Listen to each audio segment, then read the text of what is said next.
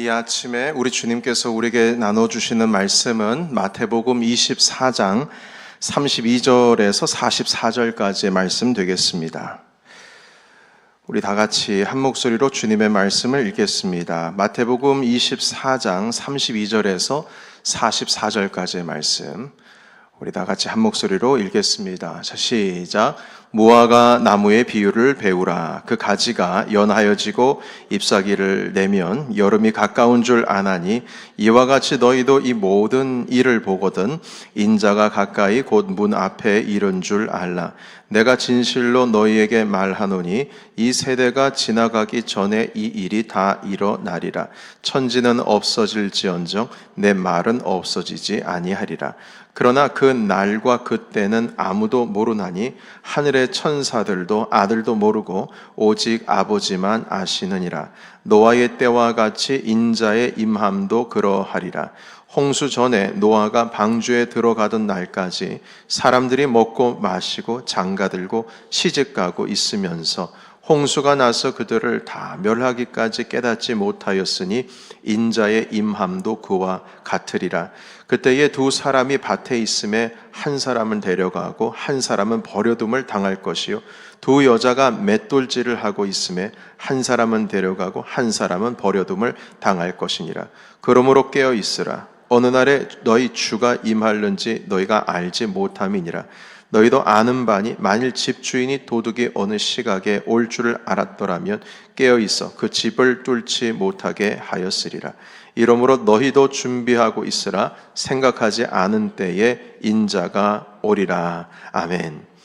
오늘 계속 비유에 담긴 하나님의 나라 8번째 시간으로 비유에 대한 우리 주님의 말씀을 함께 나누겠습니다. 오늘 깨어있으란 제목 가지고 함께 말씀 나눕니다. 오늘 우리가 읽은 이 본문의 말씀은 종말에 대한 말씀입니다. 이 종말, 마지막 때에 대한 말씀을 우리가 읽을 때 좀 뭐라 그럴까요? 좀 아쉬운 점이나 안타까운 점은 무엇이냐면, 이 말씀이 우리의 피부에 사실 그렇게 막 가까이 다가오지는 않습니다. 왜냐하면 종말이 올 것 같지가 않기 때문이에요. 이 말씀이 이렇게 내 삶과 접촉점이 별로 없는 것 같아 보이는 겁니다. 그래서 오늘 우리가 살아가고 있는 이 현실의 삶이 정말 바쁘잖아요. 얼마나 바쁩니까? 분주하고 뒤를 돌아볼 겨를도 없고, 심지어는 앞날을 예측할 수도 없고, 이렇게 앞날에 대해서 뭔가 대비하고 살아가는 것도 좀 부담스러울 정도로 이 현대인들은 오늘 이 현실을 너무나 바삐 살아가고 있습니다. 바로 오늘 우리가 당면하고 있는 이 현실의 문제도 챙기지를 못하고 있는데, 어떻게 주님 다시 오실 날을, 그것도 언제 오실지 모르는 그 날을 어떻게 우리가 신경 써가면서 그렇게 살아갈 수가 있겠습니까? 그래서 이 주님 다시 오신다는 이 말씀을 읽을 때는 우리가 대수롭지 않게 그냥 읽고 그냥 넘어가기도 합니다. 꼭 나랑은 전혀 상관이 없는 그런 이야기 같은 것이죠. 그러나 이 부분을 분명히 하고 우리가 명확하게 다뤄야 할 이유는 그때가 반드시 오기 때문입니다. 이 신앙은 지난 초대교회부터 시작해서 2000년이 넘는 시간 동안에 변함이 없이 우리가 가지고 있어야 할 신앙 중에 신앙입니다. 내가 예수님 믿고 구원을 얻었다라는 것만 중요한 것이 아니라 주님께서 이 땅 가운데 심판주로 다시 오신다라고 하는 그때 그 믿음이 우리 가운데 분명하게 서 있어야 된다는 것이죠. 주님께서 다시 오시는 날에 대한 것은 어느 누구도 그 날을 알지 못한다, 이렇게 말씀합니다. 하늘의 천사도 모르고, 그리고 하나님 아들도 모르고 오직 아버지만 아신다, 이렇게 성경은 말씀하고 있습니다. 자, 그런데 보통 이런 마지막 때에 대한 말씀을 듣고 있으면 사실 좀 신경이 좀 쓰이긴 합니다. 대수롭지 않게 넘어가려고 해도 자꾸 신경 쓰여요. 왜 그러냐면, 정말 마지막 때에 주님께서 오시면 내가 구원받을 수 있을까? 내가 들림을 받을 수가 있을까? 이 겁이 나기도 합니다. 저는 사실 이 본문의 말씀을 접할 때마다 이 깨어 있으라, 이 깨어 있으라는 말씀이 상당히 부담스러웠습니다. 왜냐하면 어떤 의미에서 부담이냐면 이 깨어 있다라고 하는 이 사실이 사실을 지속시키기는 참 어렵기 때문입니다. 그 마지막 날에 참 두려울 수밖에 없죠.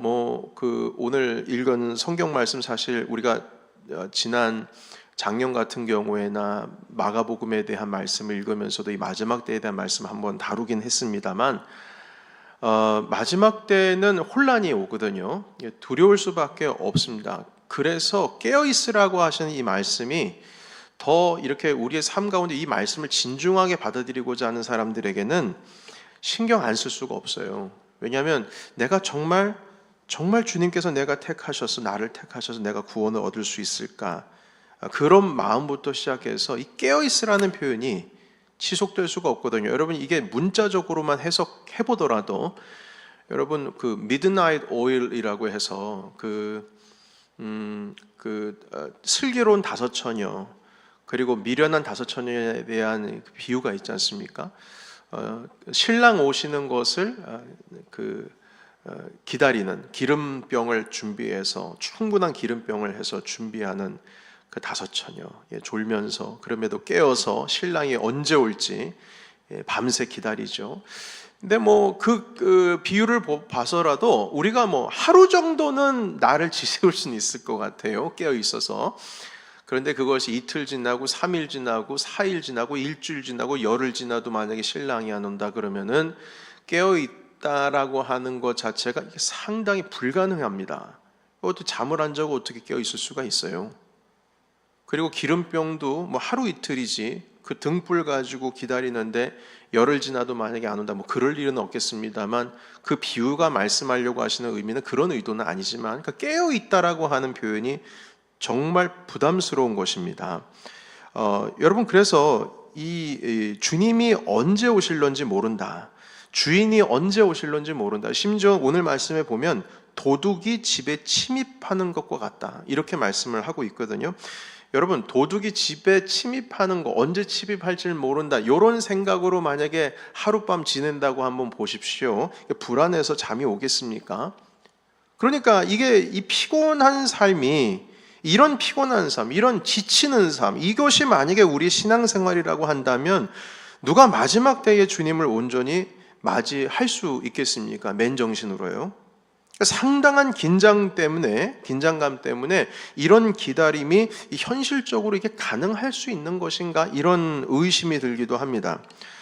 여러분 마지막 때를 기다리며 깨어 있는다는 것 너무나 어려운 일이고 긴장되는 일인데 이런 복음이 혹시 나를 올가매는 것은 아닌가? 진리가 우리에게 자유를 주신다고 하시는데 오히려 이 진리가 이 복음이 나를 구속하고 나를 속박하는 것은 아닌가? 어떻게 이런 긴장감으로 살아가는가? 아무리 신앙심이 좋다고 해도 주님 다시 오실 날이 언제인지 모른다라고 하는 그 순간에 이 불안한 마음을 떨쳐버리기는 어렵습니다. 그런데 저는 이 말씀을 읽을 때에 하나님께서 우리를 올가매시려고 아주 그냥 우리의 신앙을 어떻게 올싹달싹 못하게 아주 그냥 꽉 짜내시기 위해서 주님께서 우리를 억압하려고 이런 깨어있으라는 힘든 과제를 주신 건가? 저는 그건 분명히 아니라는 생각이 들었어요. 왜냐하면 적어도 제가 아는 주님 그리고 성경에서 말씀하시는 주님은 그런 주님이 아니시거든요. 여러분 주님께서는 회개하라는 말씀을 하셨을 때도 제가 계속 말씀을 드리는 것이지만 천국이 가까이 왔느니라. 주님께서는 우리에게 선물을 보여주시면서 회개해야 된다라는 말씀을 하셨지 주님께서는 겁박하시면서 회개하라는 말씀하지 않으셨어요. 이걸 하나의 또 예로 말씀을 드린 적이 있습니다. 엄마가 저녁에 아주 맛있는 식사를 준비해 놓고선 밖에서 흙장난하고 놀고 있는 아이에게 얘들아 맛있는 음식 준비했다 빨리 손 씻고 밥 먹자 하시지 너 손 안 씻으면 밥 안 줄 거야? 지금까지 막 이거 만든 거 이거 다 쓰레기통에 버릴 거야? 이렇게 겁박하면서 손 씻기를 바라는 엄마는 없을 거예요. 물론 그런 타이거맘 같은 엄마도 있겠지만 적어도 성경에서 말씀하시는 하나님은 그런 하나님이 아니시라고요. 주님께서는 회개하라 했으면은 꼭 뭔가 회개 안 하면 너 지옥불이야 이렇게 말할 줄 아는데 주님께서는 회개하라, 천국이 가까이 왔다. 이렇게 축복의 선물을 주시면서 주님께서는 그 회개의 길로 우리를 인도하셨다는 겁니다. 그러니까 주님께서 이 마지막 때에 대한 말씀을 하실 때에도 우리를 올가매고 막 속박하고 이러지도 못하고 저러지도 못하고 불안감과 긴장감을 주시고 두려움 가운데 너 회개 안 하면 지옥불이야, 이걸 하시기 위해서 주님께서는 때를 안 가르쳐 줄 거야, 그날도 안 가르쳐 줄 거야, 나는 너를 골려 먹을 거야, 이게 아니라는 거죠.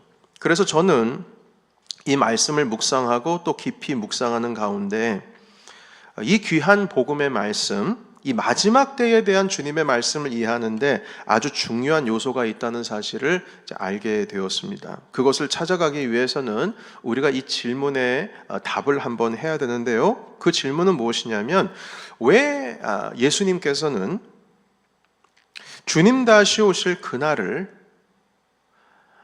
하나님 아버지의 아들도 모르고 천사도 모르고 왜 하나님은 이 때를 우리에게 가르쳐 주지 않으실까? 왜 안 가르쳐 주실까? 그 이유가 뭘까 하는 이 질문입니다.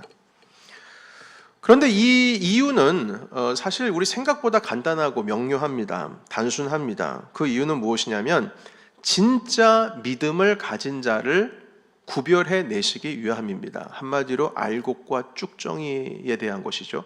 다음 주일에 그 알곡과 쭉정이에 대한 말씀을 좀 나누고자 하는데요. 진짜 믿음을 가진 자가 누구냐? 그러면 그 믿음을 가진 자의 그 믿음이 진짜였느냐? 이걸 확인하시기 위해서 주님 다시 오실 날을 때와 그 시를 가르쳐 주지 않으신다, 이겁니다. 여러분, 벼락치기라는 말이 있죠. 우리가 모두가 학생 때의 시험을 앞두고 벼락치기 한두 번씩은 해보신 적이 있으실 거예요. 여러분, 저는 거의 매번 그랬던 것 같아요. 자, 그런데 평상시에 예습복습하지 않다가 시험 바로 하루 앞두고 바짝 집중해서 밤을 새워 공부하는 거, 이게 벼락치기 시험 공부죠. 그런데 어떤 학생이 이 벼락치기 시험 공부를 통해서 A 학점을 맞았다고 가정합시다. 하루 전날 그동안에는 막 놀다가 하루 전날 바싹 공부하는 거예요. 그래서 A 학점 맞았어요. 박수 받아야죠.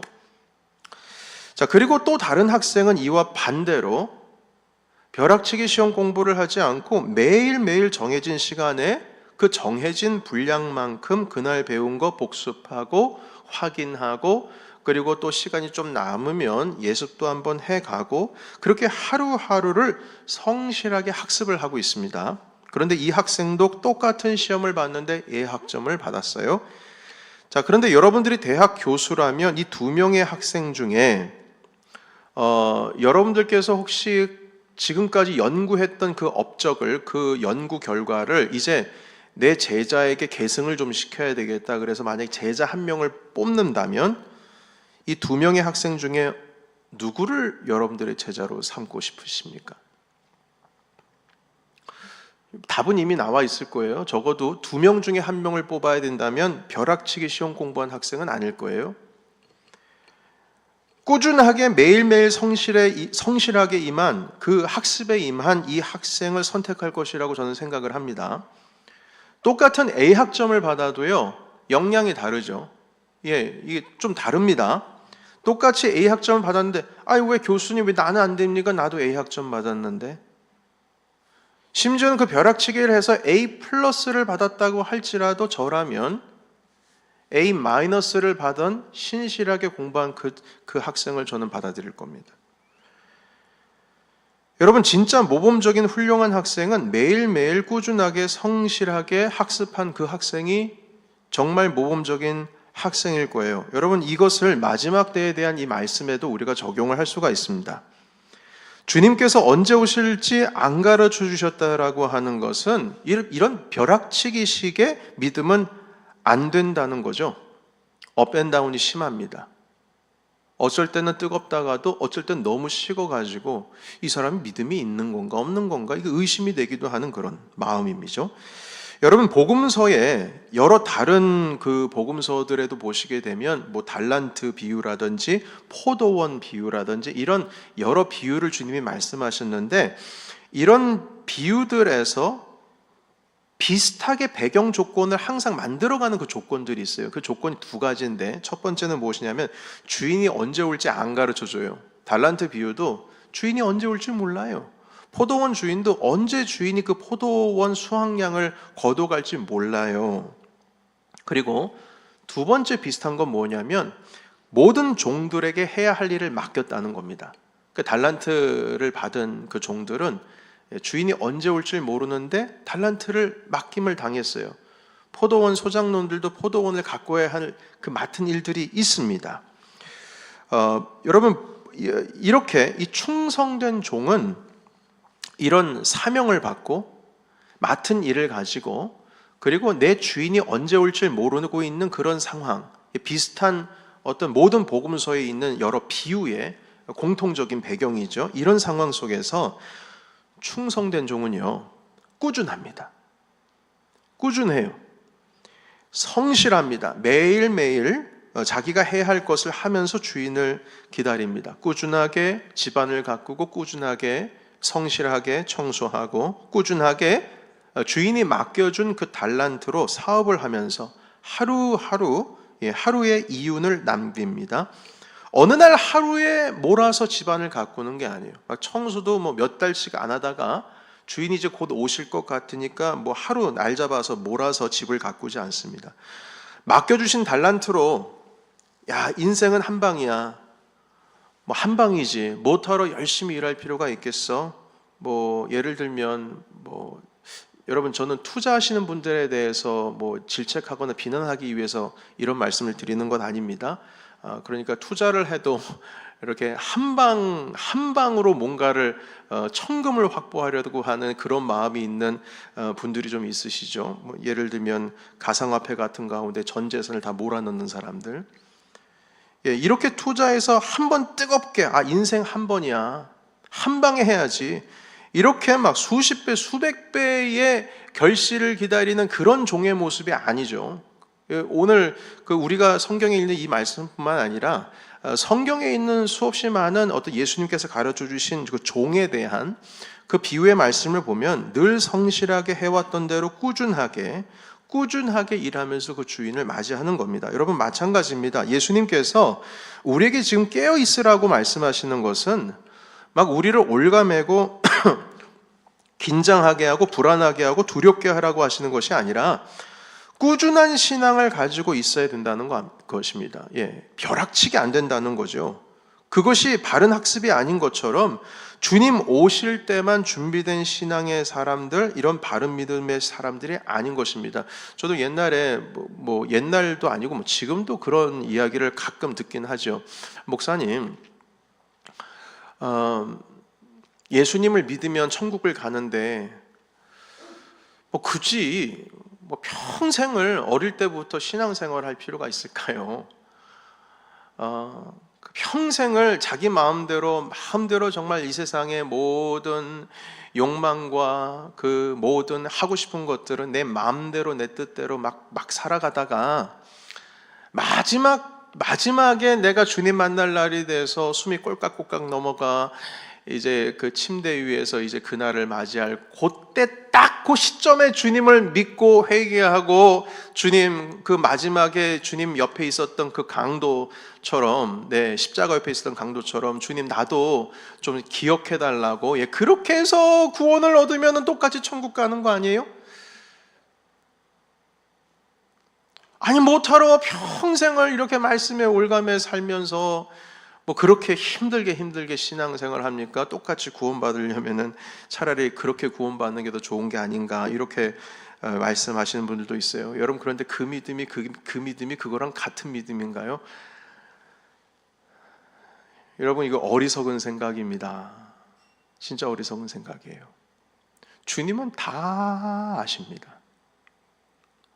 언제 임하실런지를 모른다, 그걸 실을 알지 못하게 하신다라는 의미는 그런 진짜 믿음의 때를, 그 진짜 믿음의 사람의 그 믿음을 보시기 위해서 그렇게 하시는 것입니다. 여러분, 마찬가지입니다.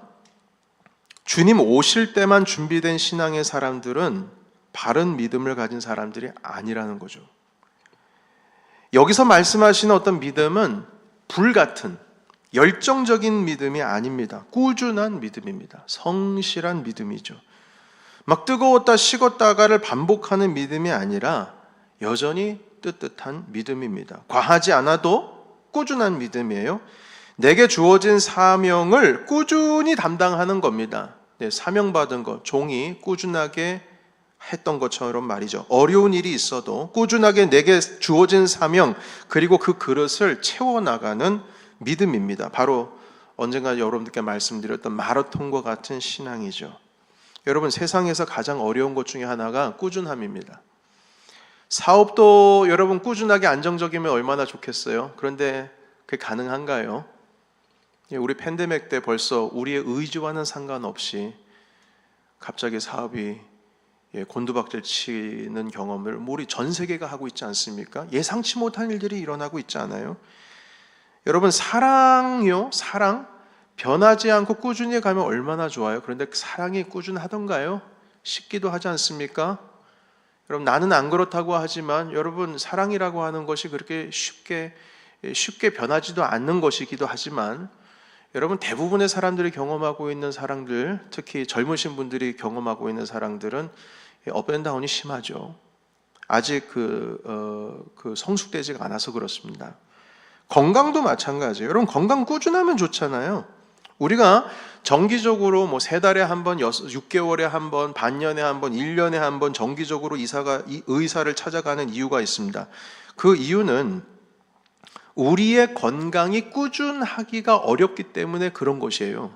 여러분, 벌써 그게 깔려 있습니다. 정기적으로 의사를 찾아간다는 것은 내 건강이 꾸준히 계속 안정적이기 어렵다라고 하는 전제가 깔려 있으니까 의사를 찾아가는 것이지, 몸에 이상이 없어도. 여러분, 옛날 같지 않다는 표현이 남의 이야기입니까? 우리 모두가 경험하는 이야기들이에요. 그런데 이게 건강이든 경제든 사랑이든 그게 뭐든지 간에 세상에 꾸준하고 변하지 않는 거, 그게 어렵다는 것입니다. 우리가 살아가는 가장 이상적인 삶이긴 합니다만 그것이 결코 우리가 유지할 수 없는 그런 참으로 어렵고 힘든 삶이라고 하는 것이죠. 여러분, 그래서 이 비유에서 주시는 말씀, 그 꾸준한 신앙, 어떻게 보면은 뜨거워지는 것보다 처음과 끝이 한결같은 신앙을 지켜나가는 것이 더 어려울걸요? 오늘 비유에서만큼은 주님께서는 어떤 큰 믿음, 작은 믿음, 뜨거운 믿음, 이걸 비교해서 따지시겠다라고 하시는 말씀이 아닙니다. 여러분, 5달란트 받은 사람이나 2달란트 받은 사람이나 주님께서는 똑같이 칭찬하셨어요. 네가 적은 일에 충성하였으니 내가 더 큰 일을 맡기겠다. 착하고 충성된 종아. 요 센텐스, 이 워딩이 반복이 됩니다. 얘야, 너는 얘보다 더 잘했구나. 비교해서 말씀하지를 않으세요. 그냥 개별적으로 말씀하시는 겁니다. 물론 여러분, 5달란트 남긴 자에게는 5달란트를 더 주면서 더 큰일 하라고 하셨고, 2달란트 남긴 자에게는 2달란트를 더 주셨어요. 어찌 보면 좀 차별하신 것처럼 보이죠. 자, 그러나 여러분, 그것은 그 사람의 역량 때문에, 역량의 차이 때문에 그런 것이지 사실은 똑같은 겁니다. 여러분, 예를 들어 볼게요. 어린 아이에게 어른의 일을 맡길 수는 없습니다. 제 큰아이가 어릴 때 제가 이렇게 가구 같은 거, 이케아에서 가구 같은 거 사와서 드라이버 가지고 조립을 하고 있으면 자기도 뭘 하겠다고 해요. 그럼 제가 그거를 그래 네가 한번 해봐라 하면서 그 아이한테 그 전체를 맡길 수가 있겠습니까? 아니죠. 2달란트 감당할 만한 사람에게는 2달란트를 주는 거고요. 5달란트 정도를 담당할 수 있는 것은 5달란트를 주는 거예요. 그걸 주님은 비교하시면서 너는 얘보다 낫구나. 야, 너는 얘보다 못하다. 이렇게 교차적으로 비교해서 착하고 충성된 종아 하지 않으셨어요. 그리고 많은 분들이 그런데 목사님 그래도 2달란트 더, 5달란트 더 받은 거잖아요. 비교가 안 될 수가 없어요. 그런데 여러분 생각해 보세요. 그게 종 거예요? 여러분 5달란트가 종의 것입니까? 아니에요. 그 주인 거예요. 아무리 많이 남겨도 그건 내 게 아니에요. 이걸 분명하게 아셔야 돼요. 천국에 가서 물론 상급에 대한 얘기는 또 다른 문제이긴 하겠습니다만 이 달란트 비유에서 하신 말씀은 비교도 아니고요. 누가 크고 누가 작으냐 그런 상황이 아니라는 겁니다. 다시 말해서 예수님께서는 누가 더 큰 일을 행했다고 해서 큰 믿음, 작은 믿음 그렇게 구분하지 않아요. 여러분 이것을 저에게도 한번 적용을 해봅니다. 여러분 목사가 말입니다. 큰 교회 목사하면 하나님께서 비교하실 때 야 너는 그래도 얘보다 낫구나. 작은 목회를 조그마한 시골에서 목회하시는 분에게 너는 쟤보다 못하구나 이렇게 비교하실 것 같으세요? 결코 그렇지 않습니다. 저는 한때 젊을 때 지금도 젊긴 합니다만 30대에 그 생각 가지고 있었거든요. 난 더 큰 일을 해서 하나님께 칭찬받아야 되겠다. 근데 성경을 연구해 보니 그게 아니에요. 꾸준하고 성실하게 내게 주어진 이 그릇이 이거밖에 안 되지만 그걸 가지고 하나님 아버지 앞에 성실하게 나간 자를 주님께서 착하고 충성된 종아 하시는 것이지, 비교해서 주님께서는 그래 너는 얘보다 낫다, 그래 너는 얘보다 가치 있는 믿음의 생활을 했구나, 너는 얘보다 덜한 믿음의 생활을 했구나, 비교하시면서 말씀하신 게 아니고 나는 너에게 2달란트를 맡겼어. 그럼 내가 2달란트에 대한 걸 물을 거야. 너에게 내가 이만한 그릇을 맡겼어. 그럼 넌 그 이만한 그릇에 대한 성실함에 대해서 내가 물을 거야. 주님께서 그 말씀 하시는 것입니다.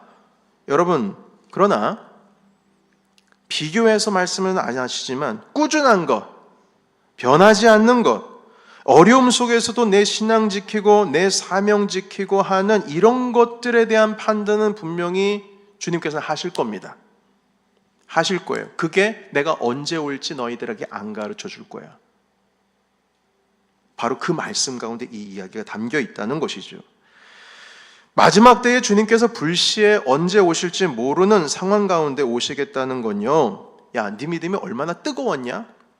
얼마나 그 믿음이 컸냐? 이런 것을 확인하시기 위해서 불시에 오시겠다는 게 아니에요. 여러분, 계속 우리가 뜨거운 믿음으로 그 열정을 유지하면서 깨어 있어야 한다면요, 그건 정말 불가능할 것 같아요. 여러분, 사람이 어떻게 매일매일 그 뜨거운 신앙을 막 펄쩍펄쩍 뛰면서 그렇게 살아갈 수가 있겠어요? 여러분, 그러나 우리가 꾸준한 믿음으로 만약에 깨어 있어야 한다면, 내게 맡겨주신 그 믿음을 끝까지 지키면서 꾸준하게 깨어 있어야 한다면, 그건 저는 좀 할 수 있을 것 같아요. 여러분, 성경에서 말입니다, 오순절 다락방에 성령께서 임하셔가지고 막 뜨거운 가슴에 이렇게 이러지도 못하고 저러지도 못하고 할 수 있는 그런 주체할 수 없는 그 뜨거움의 신앙이 초대교회에 매일 있었나요? 여러분, 매일 성령의 이 임하심이, 마가의 다락방에 임하신 그 뜨거운 성령께서 매일매일 주셨어요? 여러분, 매일매일? 아니잖아요. 아니지 않습니까? 한번 주님께서 주신 다음에 그 다음에 필요한 건 뭐냐면 충만함이에요. 충만함.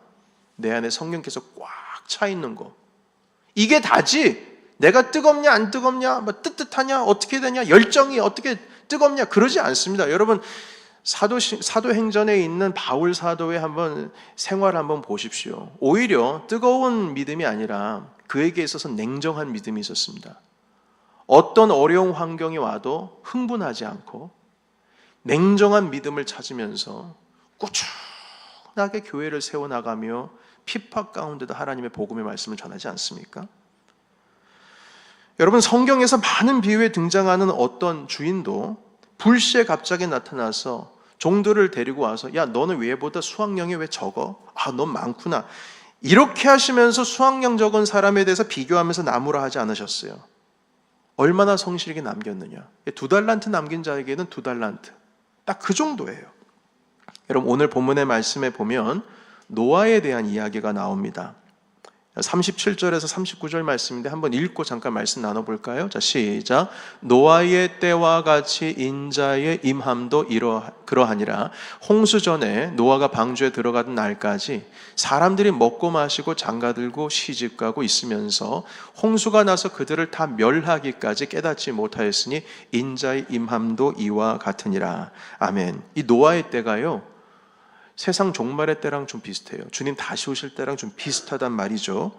그런데 이 내용을 통해서 여러분, 창세기에 등장하는 그 노아의 이야기를 다시 한번 좀 리콜 했으면 좋겠어요.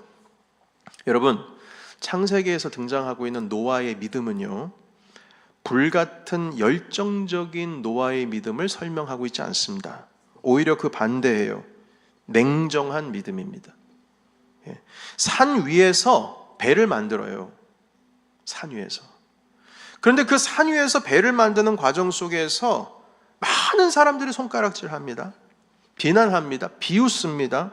그런데 그 긴 세월 동안, 어떤 신학자들은 그 세월이 120년이라고 하는 학자들도 있어요. 그 긴 세월 동안 배를 만들면서 단 한 번도 흔들리지 않고 포기하지 않고 꾸준하게 배를 만드는 거예요. 이게 믿음이에요, 이게. 여러분, 노아의 이야기에서 강조하는 것은 끝까지 포기하지 않고 그 배를 완성했다는 것이지, 그 배가 뭐 얼마나 대단하게 지었느냐, 얼마나 빨리 지었느냐, 얼마나 튼튼하게 지었느냐, 아니면 얼마나 멋지게 화려하게 지었느냐, 이게 아니에요. 하나님은 지으라고 하셨는데 그 말씀에 순종해서 수많은 사람들의 비웃음 속에서도 꾸준하게 성실하게 결국 그 배를 지었느냐, 완성했잖아요. 그래서 구원 얻었잖아요. 다시 말해서 이 창세기에 등장하고 있는 노아의 믿음을 보시게 되면 이 노아의 일상에 녹아있는 그 믿음을 말씀하고 있어요. 일상입니다. 여러분, 아침에 일어났어요. 식사를 마치고 나서 산으로 갑니다. 뚝딱뚝딱 망치질을 하고 나무를 깎아대고 역청을 바르고, 오늘은 이만큼 했어, 다음은 이만큼 해야지. 아들들아 너무 급히하지 마. 주님께서는 시간을 정해주지 않으셨어. 언제 홍수가 날지 모르지만 일단 이 배가 다 완성이 돼야 홍수가 나는 거야. 걱정하지 마. 오늘 해야 할 이만큼 하면 돼. 너무 힘들게 하면 내일 일 못 판다. 아빠가 해봤잖아. 오늘 할 수 있을 만큼 하면 되는 거야. 우리 오늘도 하자. 그러나 꾸준하게 해야 된다.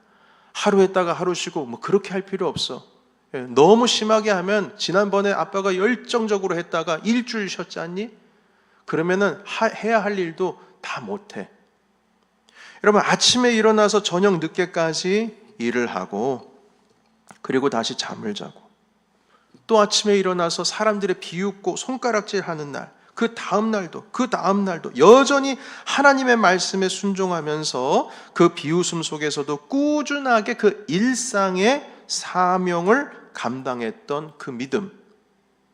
노아의 믿음은 불같은 열정적인 믿음을 주님은 말씀하시는 것이 아니라 매일의 일상의 삶 가운데 사명을 다하는 그 믿음을 가르쳐 주셨습니다. 여러분, 활활 타오르는 열정적인 뜨거운 믿음이 아니라 오히려 냉정한 믿음이죠. 사람들의 비웃음 속에서도 흔들리지 않아야 되니까요. 그것을 노아가 하나님과 동행하게 된 믿음이라고 성경은 소개하고 있습니다. 사랑하는 성도 여러분, 여러분들의 일상에서 이러한 믿음을 이루시기를 예수의 이름으로 축복합니다. 불같은 믿음이 아니라 꾸준한 성실한 신앙을 이루십시오. 하나님께서 여러분들에게 가정 주셨잖아요.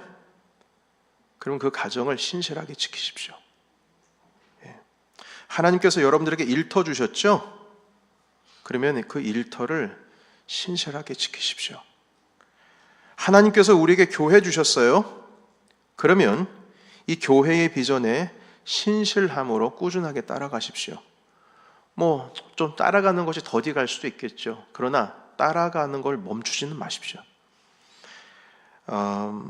꾸준한 믿음, 꾸준한 사명 따라가는 믿음, 그것이 오늘 마지막 때에 깨어있으라는 이 말씀인 것입니다. 여러분, 하나님께서 여러분들에게 주신 예배의 자리가 있죠. 그 예배의 자리를 지키십시오. 하나님께서 여러분들에게 주신 섬김의 자리가 있습니다. 그 섬김의 자리를 꾸준히 지키십시오. 주님께서 우리에게 주신 직분과 직책이 있습니다. 큰 게 아니더라도 주님께서는 네가 적은 일에 충성하였으니, 이렇게 보세요. 우리가 하는 일을 주님께서는 크게 보시지 않으십니다. 5달란트 받은 자에게도 작은 일이라고 하셨어요. 2달란트 받은 자에게도 작은 일이라 하셨어요. 여러분, 우리가 뭐 대단한 거요? 여러분, 뭐 수천 명 목회하면 그게 대단한 큰 목회입니까? 아니요. 주님 보시기에는 적은 일에 충성하였으니예요. 우린 분명히 알아야 됩니다. 우린 적은 일을 하고 있는 거예요. 교만하게 하시면 안 돼요. 내가 이만큼 일을 하기 때문에 좋다. 내가 이만큼 일해서 나는 왜 이럴까? 이게 아니에요.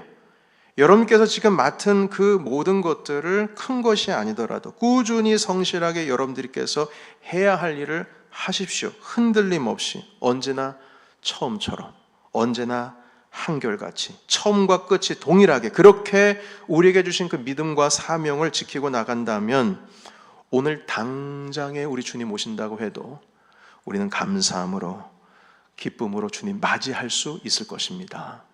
여러분, 마라나타 주 예수여 어서 오시옵소서, 이게 남의 말이 아닙니다. 2000년 전에 초대교회 사람들만 해서야 되는 말이 아니에요. 이건 지금 오늘날에 우리 교회가 해야 할 말입니다. 주님 어서 오십시오. 우리가 준비되었습니다. 주님께서 주신 사명 제가 감당하고 있습니다. 내가 뜨거운 열정이 아니더라도 주님, 지난 시간 꾸준하게 주님 다가왔습니다. 하나님, 아무리 환경이 어렵고 내게 비난하는 사람이 있고 비웃더라도, 그리고 어느 누가 나에게 손가락질 한다고 하더라도, 세상에서 보면 비교했을 때 내가 너무나 초라해 보이고 나약해 보이고 연약해 보이지만 주님, 제가 이거 끝까지 지켜서 주님 나아갑니다. 주님 저를 받아주옵소서. 마라나타 주 예수여 어서 오시옵소서. 이것이 우리 교회의 신앙이요, 넘치는 교회 우리 모든 성도들의 믿음이 되어야 될 줄로 믿습니다. 이 믿음을 가지고 우리 주님 오실 그날을 간절히 소망하며 받으시는 우리 믿음의 사랑, 우리 넘치는 교회 성도 되시기를 예수 이름으로 축원합니다. 아멘. 기도하겠습니다. 하나님, 우리는 믿음, 뜨거움, 열정, 이것이 믿음과 가장 이렇게 어울리는 단어인 줄 알았습니다. 그러나 꾸준함, 성실함, 신실함, 이것이 주님께서 말씀하신 믿음과 더 잘 어울린다는 말씀을 오늘 알게 됩니다. 주님께서 언제 오실런지 안 가르쳐 주신다. 그 이유는 진짜 믿음을 보시기 위함입니다. 하나님, 우리가 지난 모든 신앙의 삶 가운데 업 앤 다운이 있었습니다. 그러나 주님, 이 시간 주님께서 원하시는 믿음은 여전히 냉정하게 꾸준한 믿음을 보신다고 하시오니, 하나님, 우리의 일상 속에서 이 노아가 하나님 가지고 있었던 이 믿음을 회복하게 하여 주시옵소서. 여전히 하나님, 오늘 내가 해야 할 일을 맡아가며 하나님께서 주신 그 사명을 다하며 내 가정을 지키며 내 일터를 신실하게 지키며 교회의 비전에 충성하며 우리의 예배의 자리를 지키며 섬김의 자리를 지키며 주신 직분과 직책을 지키며 마라나타 주 예수여 어서 오시옵소서. 하나님 아버지 앞에 믿음을 가지고 나아갈 수 있도록 주여 인도하여 주시옵소서. 다 같이 음악에 맞추어 기도하겠습니다. 하나님 아버지, 우리가 가지고 있는 이 귀한 사명을 잘 지키며 나가게 하옵소서. 우리에게 주신 이 가정을 신실하게 지키게 하옵소서. 하나님, 일터에서 신실하기를 원합니다. 주님, 나에게 주신 이 믿음이 작다 할지라도 교회의 비전에 신실함으로 꾸준히 따라가기를 원합니다. 하나님 아버지, 우리에게 주신 사명 큰 것이 아니라 할지라도 직분과 직책 가운데 하나님 따라가기를 원합니다. 예배의 섬김의 자리를 하나님 지키기를 원합니다. 하나님 그렇게 우리와 함께해 주시고 주님의 나라를 이루어 주시옵소서. 이 시간 하나님 이 자리 가운데 하나님 임재해 주시옵고 주님의 놀라우신 은혜를 우리에게 베풀어 주시옵기를 원합니다. 어느 한 사람도 낙오하지 않고 어느 한 사람도 하나님 아버지 주님께서 인도해 주셔서 하나님 아버지 역사하심 가운데 우리가 따라갈 수 있도록 주님 인도하여 주시옵기를 간절히 원합니다. 노아에게 주셨던 이 믿음을 갖추기를 원합니다. 노아에게 주셨던 이 믿음을 갖추기를 원합니다. 주님 임재하여 주시옵소서. 우리가 얻게 하여 주시옵소서. 예수님의 이름으로